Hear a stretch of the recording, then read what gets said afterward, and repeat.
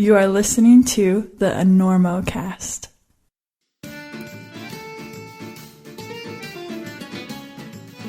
Hey, Sportiva, what are you doing over there? Wait a minute. You're not messing with the TC Pro, are you? Wait, you're trying to make them better? Come on, let's not get crazy. Just put the shoes down, walk away. We'll have another espresso and talk about this, amico. The TC Pro is pretty much perfect as is. A pair of those free-soled El Cap, for Pete's sake. Let's not forget that little Tommy Caldwell designed those with a box of Crayolas and some glitter glue, while most of us were still wondering why our downturned shoes wouldn't smear for merda. Ascoltami, fratello. The off-width maniacs are going to lose it when you change their go-to shoe. And let me tell you, you don't want to mess with those people. They're loco. Oh wait, you're telling me Tommy and Alex have suggested some changes to make them better? Well, if those guys are down, I guess I can't complain too much. Go ahead and see what you can do. And let us know when we can check out the new improved TC Pro at Sportiva.com or try them on at our favorite local shop. But look here, Sportiva. You start futzing with those Miras, and it's pistols at dawn. Capiche?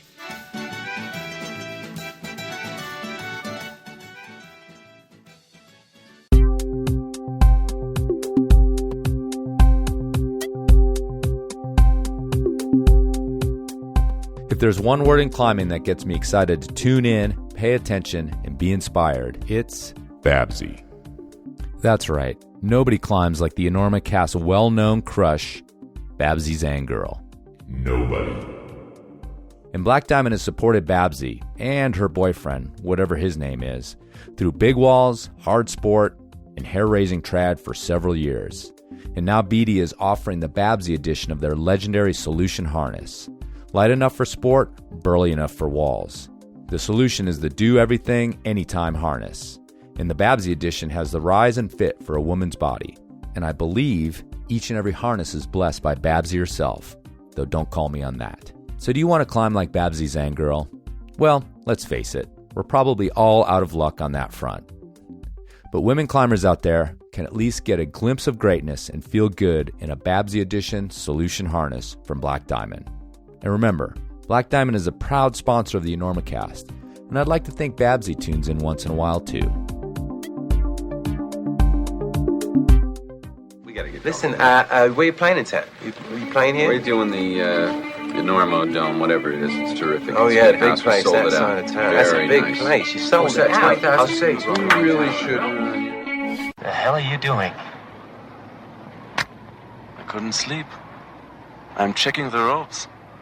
There was a frayed end on your rope, and I'm cutting it out.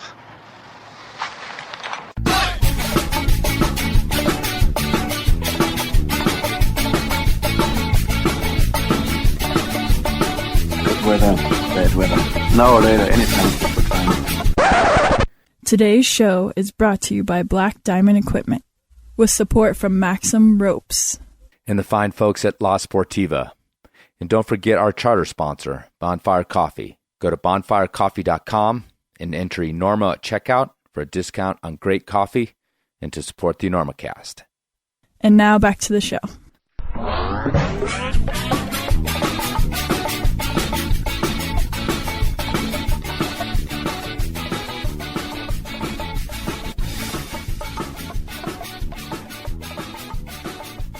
Hello and welcome to the Enormocast. This is your host, Chris Kalous. It is November 8th, about 9 o'clock here during the dark time in Colorado, 2021.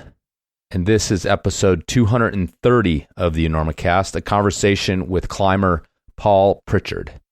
And yes, in much of the United States, we have gone past daylight savings time. We fell back. It is now the dark time until the spring. And many of you are probably contemplating doing something horrible, like going ice climbing. With any luck this year, I will not give in to that temptation. Although the actual temptation to be an ice climber it's not even really a spark anymore. I used to be there every once in a while. I'd dip into Uray and swing some modern tools. And for a little moment, I'd be like, man, maybe I should get back into this whole thing. But a few minutes later, back in the hot tub, I come to my senses. Anyway, enjoy yourself if you're into that sort of thing. On today's show, Paul Pritchard. I feel like I need to give Paul Pritchard a pretty thorough introduction before we get to this interview.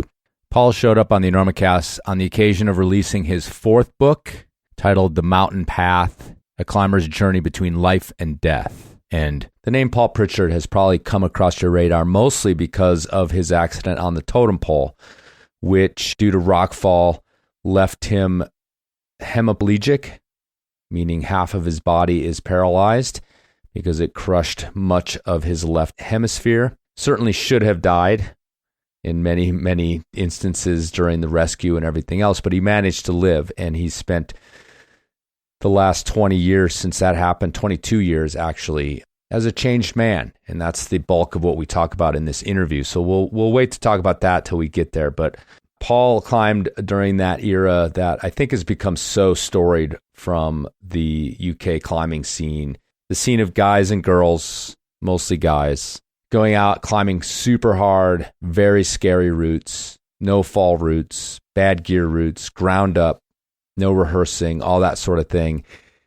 That's become, I think, very much part of our mythology, and a whole crew of mythical climbers that went along with Paul. And when we talk about dirtbag existence, it's about as dirtbaggy as it gets. Yeah, and in the 80s in Wales and places like Golgarth and a bunch of other places whose names I'm going to not dare to pronounce, but slate climbing, quarry climbing, Paul was actually one of the best and the brightest of the whole bunch, frequently climbing routes that remain as test pieces even 30 years later. And Paul recounted those dole climbing years in a very classic book called Deep Play. Was a Boardman Tasker Award winner and is definitely in the canon of great climbing books that you should have on your list.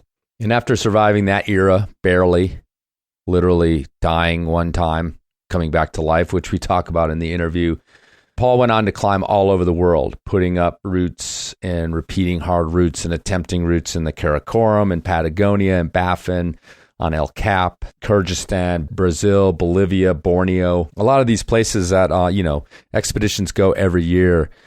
Paul and his cohort were likely some of the first people there, rock climbing anyway. But yeah, then everything changed in 1998 when he was climbing the Totem Pole, and in a very freak accident, he was hanging on the rope and it swung around and dislodged a very sharp rock, as he describes in his book, sort of axe-shaped, and basically took out his left hemisphere of his brain. Sitting on a ledge, he should have bled out. He probably did die on that ledge and come back to life during a very extraordinary rescue, and then spent a full year in therapy trying to gain his speech back, trying to be able to walk and do things for himself, as half of his body remains to this day paralyzed. But it was an extraordinary recovery that's kind of ongoing, and Paul has a very interesting attitude about it, which I'll leave to the interview, but has gone on to climb again, to do incredible rides on his recumbent tricycle, including riding to Everest Base Camp all the way through Tibet, as well as riding from the lowest spot in Australia to the highest spot over, several thousand kilometers. And not to mention the fact that Paul started a family since his accident as well, including raising a son who's gone to the Himalaya with his dad and hopes to climb the Totem Pole one day as well. So Paul has led an extraordinary life, actually, and in some ways more extraordinary than all that climbing that he did prior to the accident.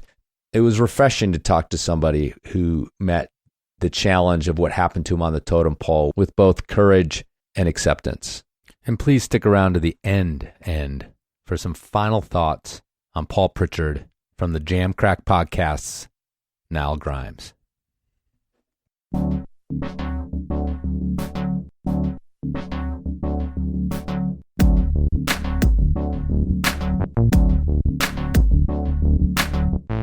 Well, I was a bad lad, and I was living on top of I was born on top of a quarry where rock climbers used to practice, and my mother and father were going through a divorce when I was 13, and they were fighting all the time, and so I used to just go vandalizing and setting the moors on fire and shoplifting, and I was pretty much left to my own devices, and I was rubbish at everything, academic and sporting orientated. So,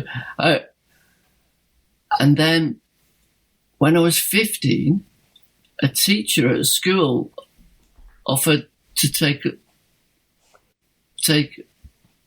bunch of us climbing. So I agreed because it was on the cliff that I was born on top of, and so it just felt really familiar, and straight away I realized that I was good at something for the first time in my life, and so that's how I started climbing. I never looked back. For the next 15 years, I just went climbing every day, and I moved to Llanberis in Wales in 1985 when I was 17, and that's where I met all these amazing people that have just become central to my life now. You know exactly what I mean by that, don't you? I mean, it's just such extraordinary characters, and I lived there for the next kind of almost 20 years doing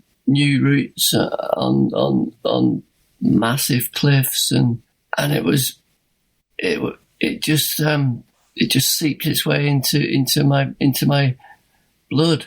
You know, that's a era as well as a place that's very much synonymous with risky climbing, right? It's a very much a traditional place, and maybe not the everyday was terribly risky, but the stories that have come out of that era and that place are always about that. So what part of you, maybe from your growing up or from who you are, who you became, realized that was sort of a central part of maybe what climbing was about, or what drew you to that end of climbing? I mean, it was pre-sport climbing, so I guess you kind of also had no choice.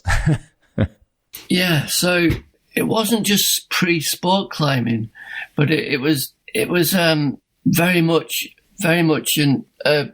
a tradition of on-site climbing in Wales at that point, and so basically most of these climbs that we did involved setting off from the bottom with no pre-inspection and climbing some outrageous stuff, and which I mean, I'm absolutely flabbergasted that not more of us died because not wanting to gild the lily or anything, or whatever you want to call it, but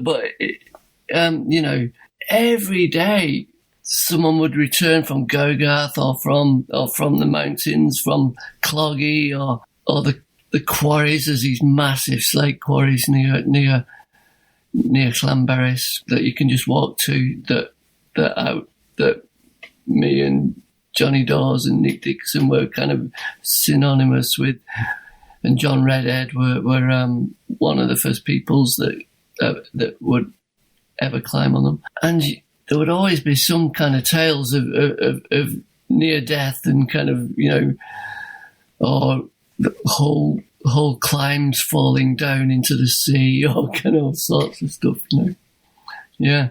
And so that's where I'm coming from, which is very different now, isn't it, to what the sport is like now.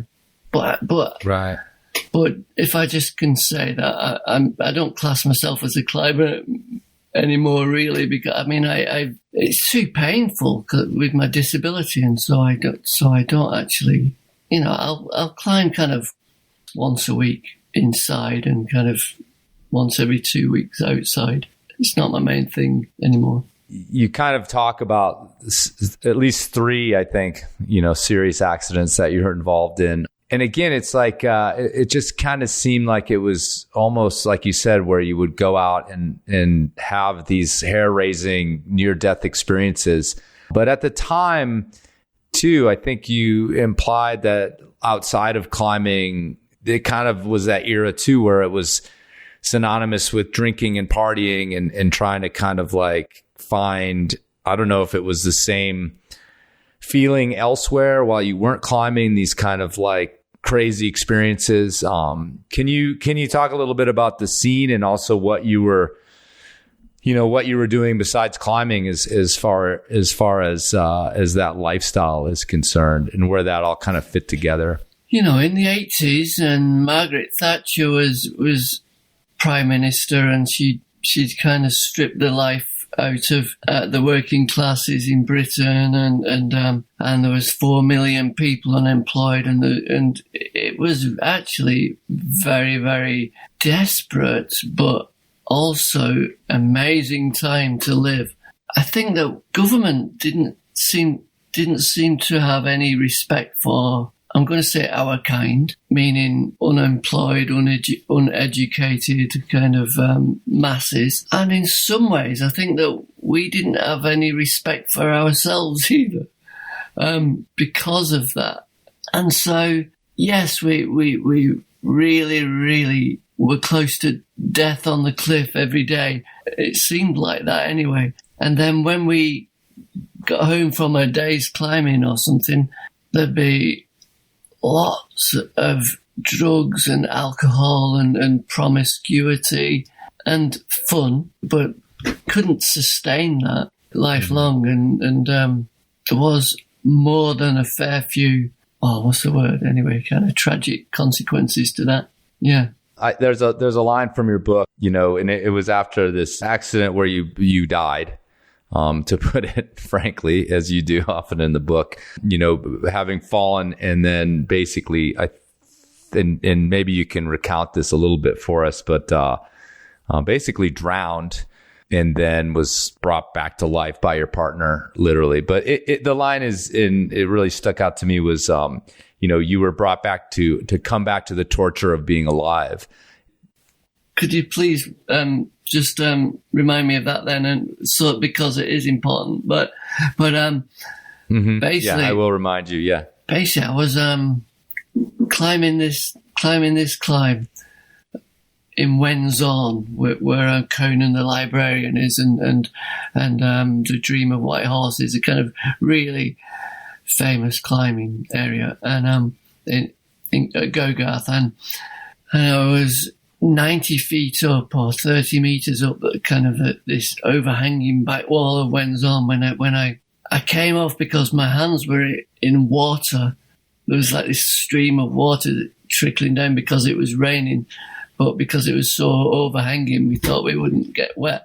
And I was pumped out of my box, and I remember looking down and thinking, oh well, I'm just gonna have to take a controlled fall. I was about, I don't know, 10 feet out from my last piece, and it was only a stopper one.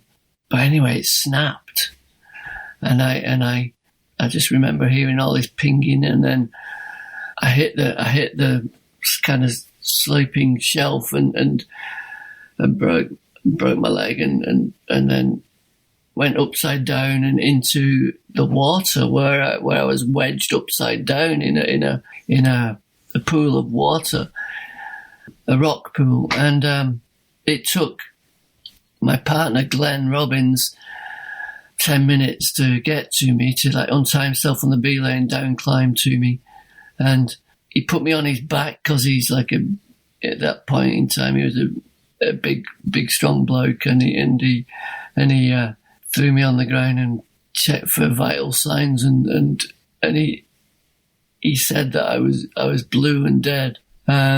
He gave me mouth to mouth and cardio massage and stuff, and I remember at this time I was just in a garden, having the most beautiful time of my life, because it really was the most serene moment, with bees buzzing around, but then I could see the lights were going out, and then all I remember then was this like almighty pain and seeing a projectile of like water coming out of my mouth, and then that's where the pain really started. So that's what I mean really about the torment or the pain of being alive, just because it was juxtaposed between the most kind of beautiful moment that I've ever had, really.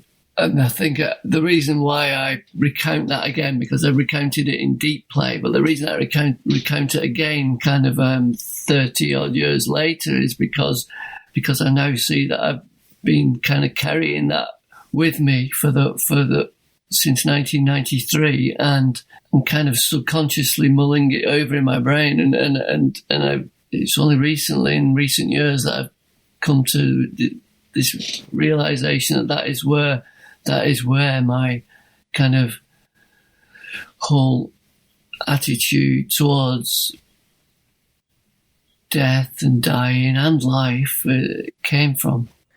You yourself admit to being someone who can like take and just, work away at layers of meaning and everyday things in your life now. So I'm just curious, I'm trying to think of that scene if at the moment or in the months after when you were recovering, was it just still full steam ahead? This is my life, or was there? Do you recall if there was an immediate kind of effect on who you were and how you were climbing and how you were relating to other people? No, there was no immediate effect. Mm-hmm. I think I wrote about how I just kind of went. I mean, I think I must have been out of it with broken leg and a fractured skull for kind of, I don't know, almost 6 months. But then all I wanted to do was to get back to living full pelt again, kind of, which involves kind of just doing these massively dangerous climbs in the daytime and taking copious amounts of drugs and alcohol in the nighttime, and I'm sure that I and quite a lot of us really in Llanberis at that time didn't really care whether we lived or died.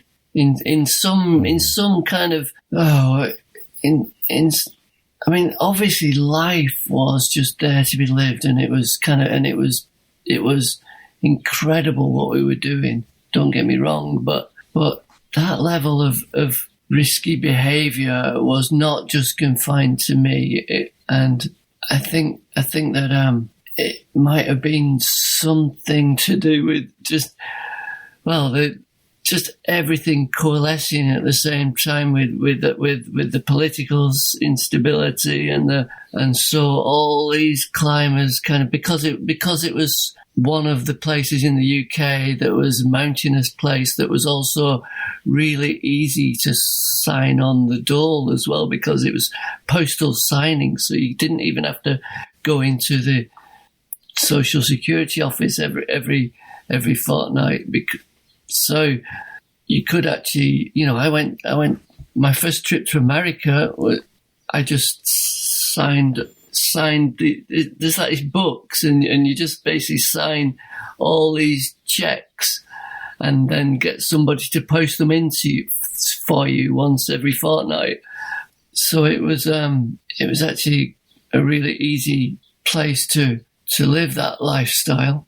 Well, maybe just the kind of people that lifestyle attracted as well, kind of, that climbing attracted at that point in time, and the ethical stance of the British at that point in climbing. I think maybe all that coincided to make it a really special place. When we talk about any era and anything, there has to be, it feels like there has to be like these social, emotional, even geographic things that all happen to come together. Because as you sort of mentioned, like the mountains being there was important. And the fact is that you took the same bunch of guys and put them somewhere else, and, it would have taken on this whole different form, but and maybe more destructive. It's interesting to me because we have or at least nowadays, and on my podcast too, we talk about, the kind of like all these great benefits of climbing, and the emotional benefits, the physical, it just keeps you sharp and all these sorts of things. And then there's so many times in our history where we have mythologized these moments in time, and, revere these great climbers, some of the people you even just mentioned, and if you think about the Stone Masters and all these other things, but then you like dig into it, and it was actually like climbing was like, in a lot of ways, this weird addictive avoidance behavior that was in a lot of ways like unhealthy and combined with like other sort of emotionally unhealthy things. And it's just interesting because we revere it, but I don't think any climber nowadays would actually want to live it the way we look at climbing now. That's Do you know what I mean? Yeah. But over the course of a lifetime, you can actually see, yes, I might have been a bit of a dickhead back then, but amongst dickheads, but in fact, there was a lot of learning going on there that is now some of my most profound learning is happened back then, and so it's actually, I guess, nothing's black and white, is it? No, never, right? And I think that's part of what you've learned, right? Is that there's a lot of interpretation, but the sort of event that this was all leading up to, and that I think clearly is the most, I don't know if important is the right word, but pivotal event in your life. What happened on the Totem Pole? You sort of have this. I don't even know what the sort of adjective would be, but pointing out that it was, if not the best thing, but this, again, the most important thing that may have happened to you was the accident on the Totem Pole, which we don't have to recount necessarily in detail, but involved getting large axe-shaped rock to the skull and a long-term rescue resulting in severe injury that changed the rest of your life. You talk about in the book how much that changed everything, but also how much it's brought you to where you are now. I was reborn on the Totem Pole. Definitely. Once that rock hit me on the head, I was a different person physically and mentally. And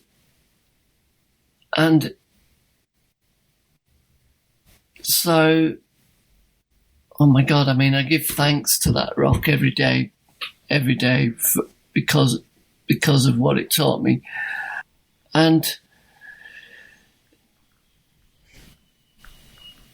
it did teach me how to accept. Well, I mean, how to accept pretty much everything. Because I think even now, obviously, I'm still living with the consequences of that accident. I'm a hemiplegic, so half my body is paralyzed. I'm epileptic, and epilepsy's not got. I mean, it's actually very, very it's a radical thing, like inside my head, I go to another place, and oh no! What? Can you just remind me what the question was? Yeah. So I was kind of more thinking about the moment of the rescue and the aftermath in the immediate months. After the accident. Okay. Because I think about it as a climber, and I actually had a conversation with someone today that even mentioned, just the idea of losing their ability to, be an athlete would be this terrible blow to them. And I think most of us climbers have this idea that if I suddenly these things happen to me, it's this like callous idea that like just roll me off the cliff or end it before I have to deal with it. It's quite. So I'm wondering, you felt that, and that changed into something else. And at least my impression was that there was a something of a moment of epiphany to decide that. This is something I'm going to have to face. Yeah. So compare those two feelings. I mean, that is acceptance. But first of all, I'll just tell you that I was in a hospital for a year as well, straight after my accident. So learning how, I had to learn how to walk again. I had to learn how to talk again. I couldn't talk for 9 months or something, and kind of it was absolutely bonkers what was going on whilst I was in hospital, and so I had to find a way to accept this loss, because if not, then I would have been like your mate and wanted somebody to throw me off a cliff. And I mean, don't get me wrong, I did have feelings like that during those first kind of 6 months, definitely in hospital. But I gradually came to the conclusion that life was still amazing in all very, very small ways. And I mean, I think that might be something to do with the blow on the head, right? And the fact that it's a left-hand hemisphere injury, so all my right hemisphere is still intact, and my left is injured. So, 50% gone, I should say. So that does mean that I'm very, very dreamy, and not focused so much on the little things.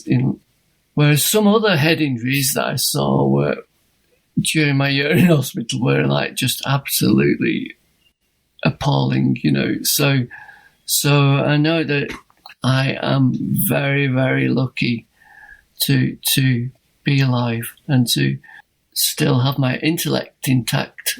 And so that's kind of where I'm coming from. And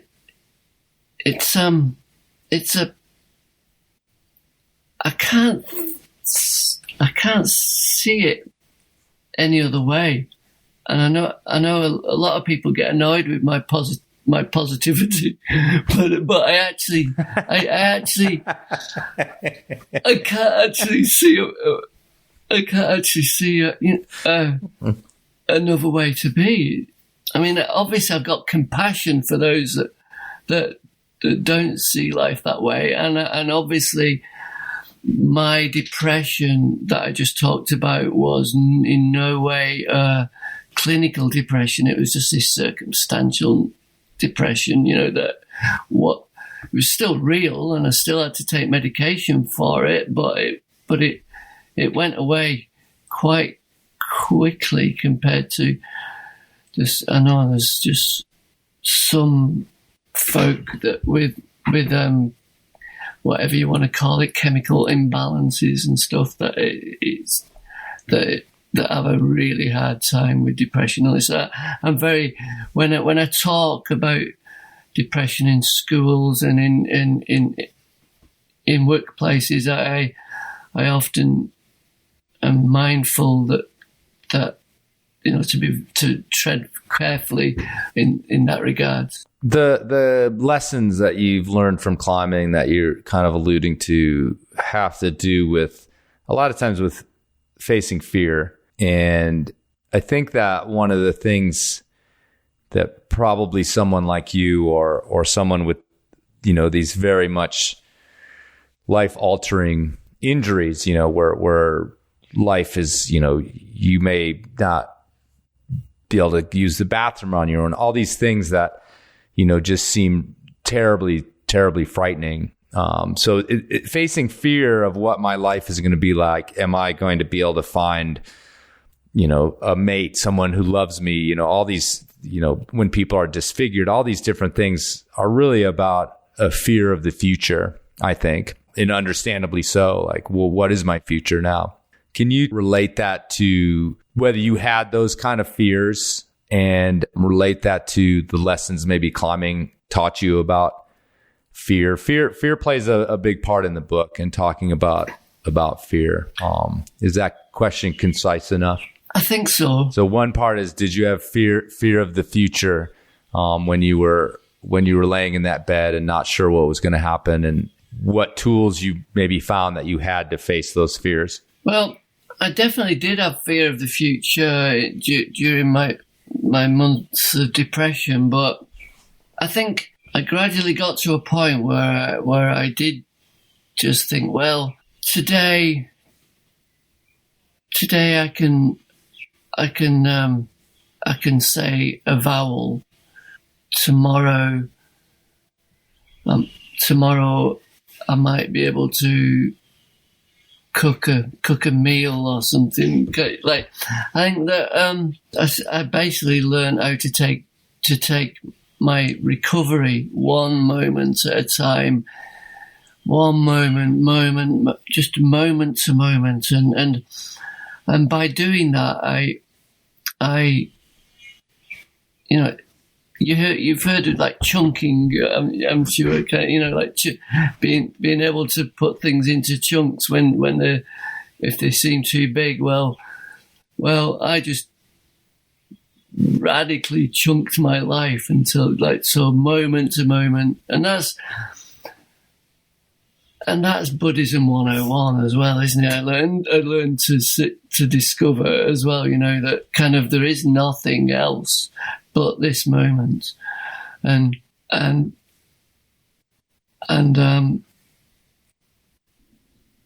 so in fact when I finally came to learn about Buddhism, I was already well practiced in that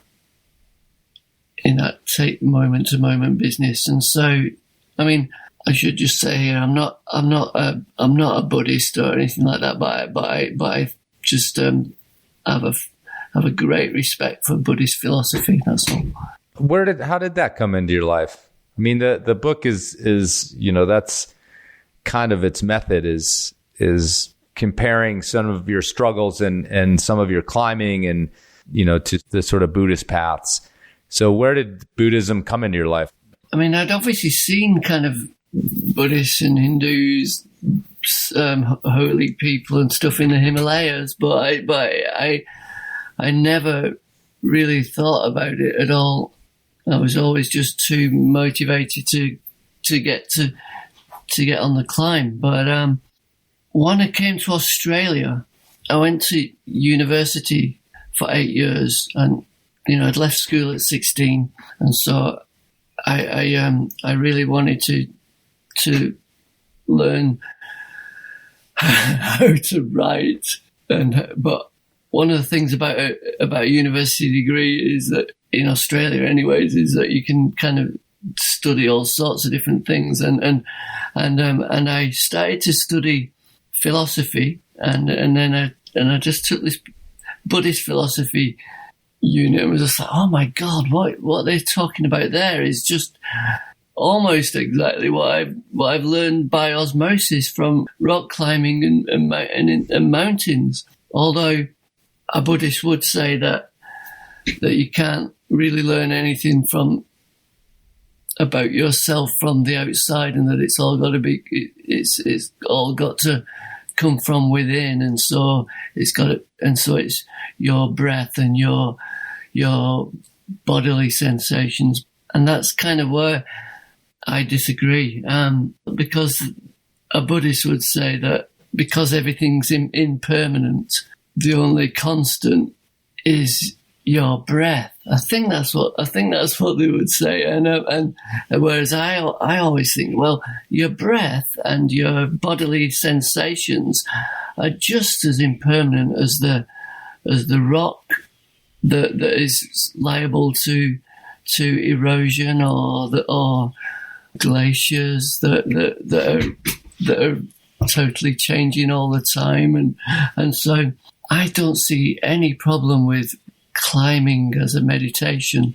I think it's an amazing meditation. I mean, that's the mountain path. I mean, that's what we're talking about, is this kind of like your philosophy of what you were just talking about is what climbing can teach us, that is somewhat analogous to the Buddhist teachings.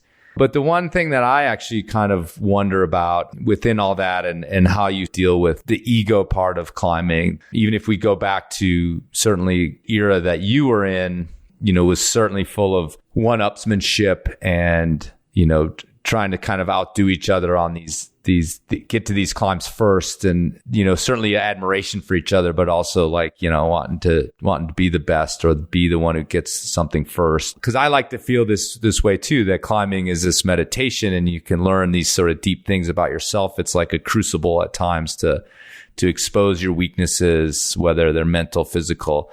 But then that one is always kind of like the thorn, because it's so full of that.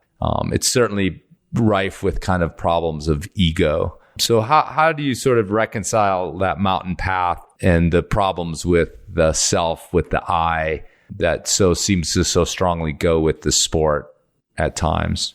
I think that there's as many character types in climbing as there is in the world, really, isn't there? And people climb for all different reasons, and sometimes those reasons might be mistaken reasons, and the same as people might hike competitively but then not see the next step in front of them. And I think I say it in the book, really, that like it is possible to get a great deal out of climbing, a great deal of spiritual awareness out of climbing and mountaineering, but only if you do it mindfully, if you're mindful about what you're doing. And that goes to every aspect of life anyway, doesn't it, I think? But there's something about risk and coping with your fears that make climbing special, I think. I mean, I've heard it called yoga for cheats, because it's such a fast way of gaining awareness. How difficult is it for you to write and to get a finished form of a book? Well, this one was particularly hard. It was hard because I've got 3 kids and almost no time to write. But my other books really have just been telling a story, telling what I did that day, like kind of quite simple, easy writing, really, even if it is still quite compelling. Whereas this book, I mean, there's a lot of kind of philosophy in there that I felt I knew, but I had to go back and read all these books. I've got so many philosophy books now that I kind of used for research. The more that I researched one aspect of some philosophy, it just opened this door where I would just go down this rabbit hole. So that's really why this book took me 6 years to write. But it was a really lovely 6 years, and I wouldn't have spent it any differently. And Ed Douglas, my editor, he reeled me in from some of my more way out flights of fancy. Yeah.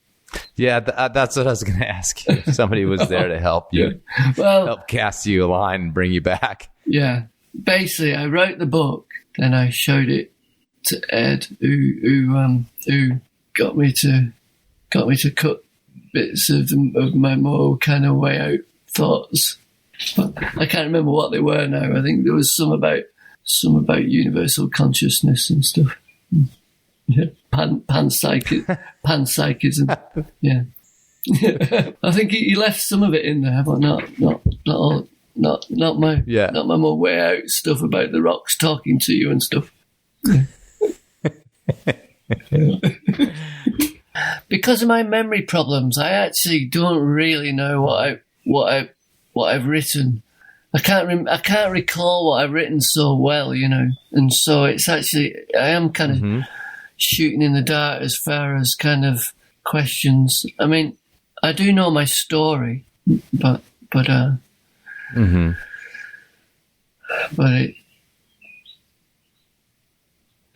it would have been good to have got a couple of quotes from other people. I was thinking actually of what other people have said about fear and death. and stuff. But yeah, probably not though, because that's just kind of some old 19th century footy-duddies, isn't it? Man? Right. When you were back climbing in the UK and coming up as a climber, like what intrigued you about coming and climbing in the States? Where did you want to go? I came on my own, and I landed in LA, and went straight to Joshua Tree. I think I'd seen an article by John Backer in High magazine, I guess, in the UK, and just wanted to experience some kind of Californian rock. But I mean, I ended up being there for 6 months. Well, spending maybe 3 months in Waco tanks, with getting to know Todd Skinner and Paul Pritchard really well, and then we went up north to Oregon, and I don't know. When was it? This was in '85. So just as at the dawn of kind of that whole Smith Rock scene, and climbing with the Metolius crowd, and Scott Franklin and Darius Azin, Alan Watts, and then so that whole Western vibe. Yeah, very, very nice. Did you get to Yosemite? Not on that trip. I mean, on subsequent trips in the 90s, I went to Yosemite and did a new route on El Cap called Adrift.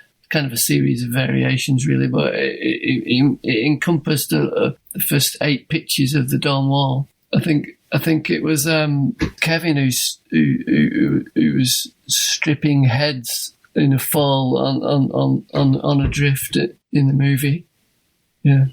So you went back to climb the Totem Pole 18 years later, and in the book you admit that you can't quite necessarily put it succinctly, at least, why that became important to you.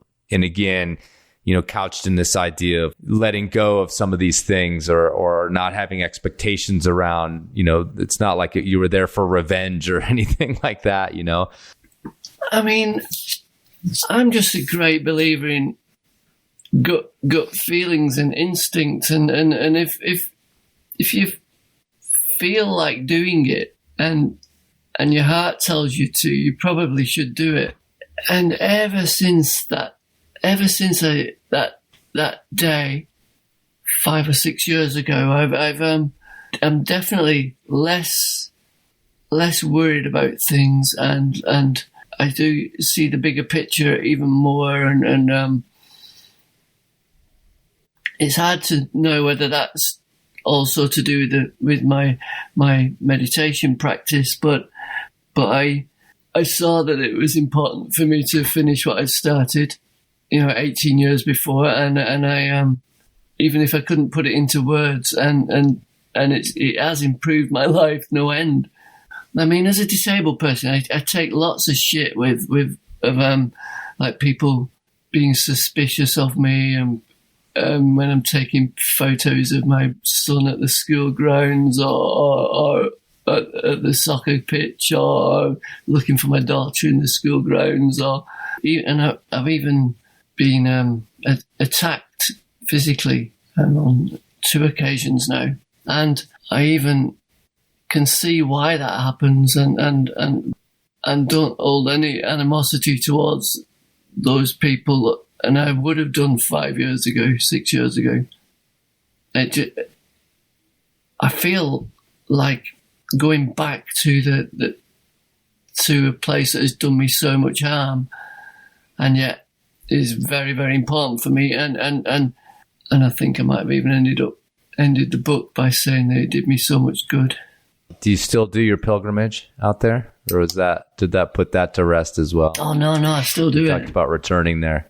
I still go every year on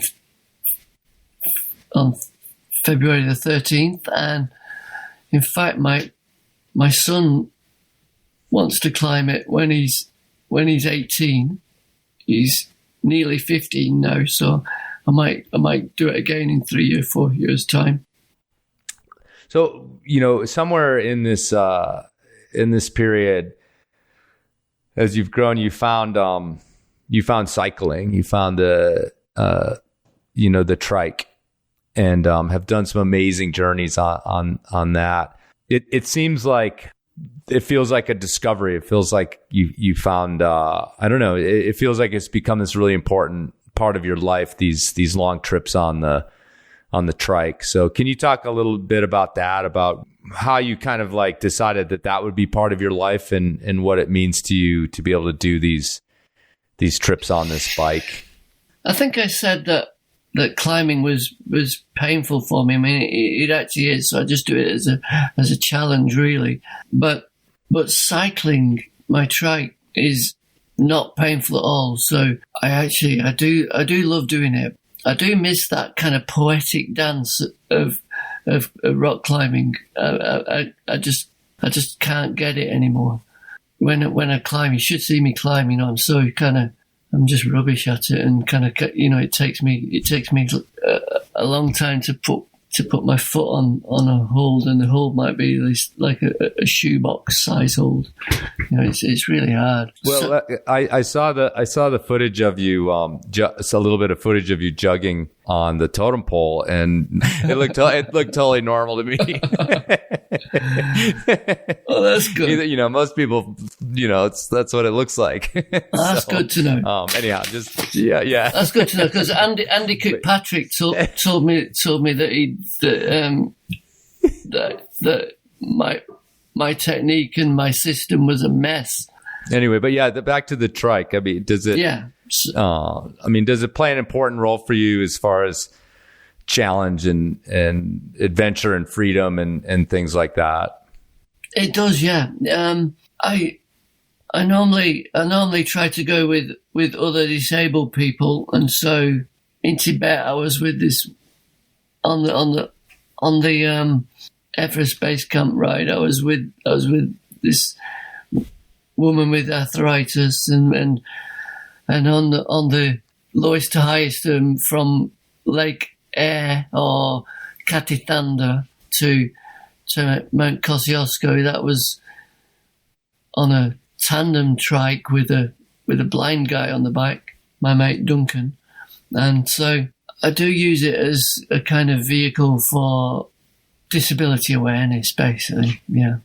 And it's really good for that, because these trips often take kind of months to lead up to, so it's so you can kind of get a lot of awareness going. Yeah. Is it easy to talk these people into doing this? Because I feel like you're the kind of guy that like when the phone rings and it's your number, they kind of maybe get a little nervous to answer to see what you've got on your mind. I think they do get a little bit nervous. Yeah. Although next June, next June we're going to me and this blind friend and a guy with cystic fibrosis and another head injury who's all over the place, very, very funny. We're going to do a long distance walk along the spine of the West MacDonnell Ranges, kind of out in the Australian desert. So that's next June. So that's what we're going to do next. It's pretty hard being in Australia at the moment because nobody's allowed in or out, and it's so we have got to look to domestic kind of adventures, which has actually been quite an eye opener in itself, I think. Because it's a guy like you who's climbed worldwide and traveled so much. It's hard to remember that there's amazing things in Australia. It's big enough that it's not really your backyard, but domestically. No. Anyway. Yeah. You've published this book. I believe it's your fourth book. Yeah, fourth book. Well, you talk a lot about Buddhist wisdom in there, and that a lot of times confronting fear involves wisdom. You wrote this book. It's essentially, again, amusing a sort of a melding of climbing with some of these Buddhist philosophies and the lessons that you've learned from, especially from your struggles with climbing and facing fears. But what do you suppose is the thing that, as a climber, as I read it, I was like delving. I'm like, well, what is in here for me? is there a takeaway that you would be pleased if I had, or if a climber has, when they read this book and learn from your experiences, something that I should, you would hope that I would take away from a book like The Mountain Path? Just to climb more mindfully would be a beautiful start. And it doesn't even have to be an all at once. It can be a process of just noticing things. I think that everybody can notice moments to moment while they climb. What's your thoughts? Thinking about everything you've been through, it's quite a big idea to swallow, but I understand where it comes from. This idea that you see this accident that almost killed you, that changed your life, that made climbing forever, as you just said, something that's, it's a challenge, but it's painful. You lost the dance. I have to think a lot about that. I have to think a lot about someone like yourself that would look at that then and turn it into maybe give thanks to the rock that it's changed your life so much. It is a pretty extreme stance. I know that, but I think if something like this does happen to you, it's the best stance to take, and I think that is also a stance that I can offer to other climbers and other people in general, because it does open the door for absolutely living life to the full. And that doesn't mean living it at 1,000,000 miles an hour, but just being present at every moment. I haven't had a lot of time to think about this, but there was, it engenders in me just like it just flashes into my head like skepticism. Like, does he really think that? Is that, when you describe waking up in the morning and, the troubles that you have and getting out of bed and falling on the floor and, having to uncurl your fingers. And I guess it's a mirror of my own maybe weakness in that, where I would be like, I don't think I could praise the rock. I just don't know if I could. And so I think one thing that I was kind of curious about is the book is a lot about having arrived there, but how much struggle was there with that, in terms of accepting that in a true way, like accepting it not just as a platitude, but as something that, well, I think central to platitudes, so to speak. Platitudes can be useful. If you say them every day, you get to believe them, don't you? But anyway, I climbed 514. I climbed 514. I climbed 514. Anyway. Oh no! I'll give that a go. Bit that I wanted to say, then I've lost it. Oh no! You had said that repeating platitudes, you get to believe the platitudes and the struggle. I was wondering about again, like arriving at this place of truly believing this as a core part of your being. So this is what the book's about. The Mountain Path is not really about my injury at all. It's about the fact that all these things in my whole journey leading up to that accident taught me so much about being mindful and about coping with fear and about everybody being one entity. And so it doesn't make any sense to hate, because you're just hating yourself.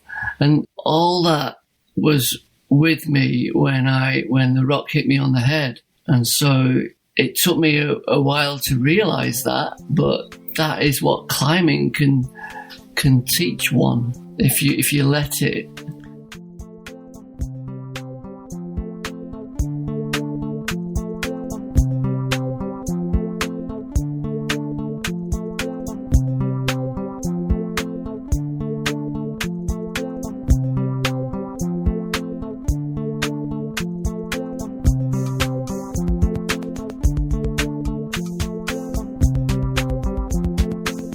All right, folks, thanks for listening, and thanks to Paul for doing that and connecting and sharing wisdom about how to face challenges.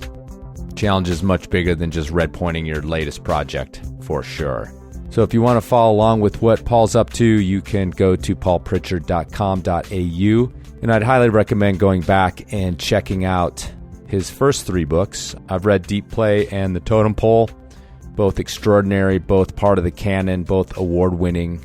And The Longest Climb is another Boardman Tasker Award-winning book, so I'm sure it's exceptional. And of course, The Mountain Path is also available. It's published by Vertebrate Publishing, a UK house, but, it's available where you get your books. And it's a pretty interesting book. It's pretty wild. And I think, especially if you're sort of one of those people who are searching for meaning in climbing, is it worth it? Or if you're burnt a little bit on it, or don't know exactly what you're up to when you're out there, I think it's a great read. Maybe give you a little direction, bring you back on point. And finally, if Australia ever lets him out of the country, because Australia is very tight with COVID restrictions, then Paul hopes to go on a book tour. Maybe he'll come to the States, so check it out at his website. And of course, Paul Pritchard calls the Totem Pole accident one of the best things that ever happened to him. But we're not all as strong as he is. So let's go ahead and avoid those kind of accidents as best you can. Look out for each other. Pay attention. Have situational awareness, as Conrad Anker puts it, when you're climbing. And of course, check your knots.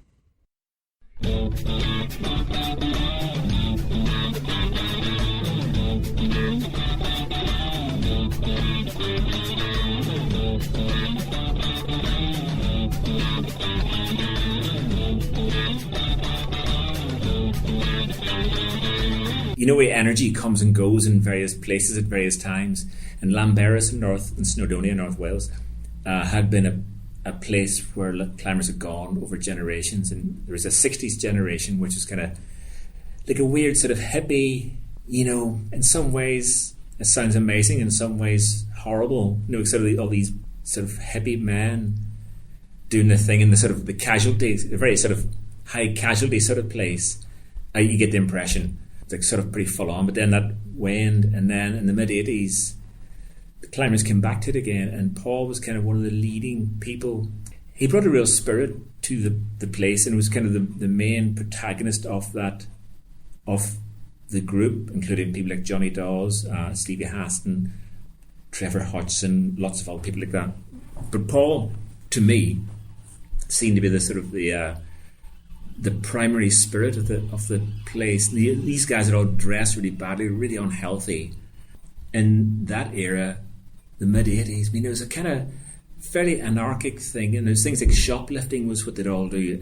All climbers, myself included, once you get into climbing, you realize things like shoplifting and stealing are part of the culture, and you would engage in this sort of storied things like that of misbehaviour.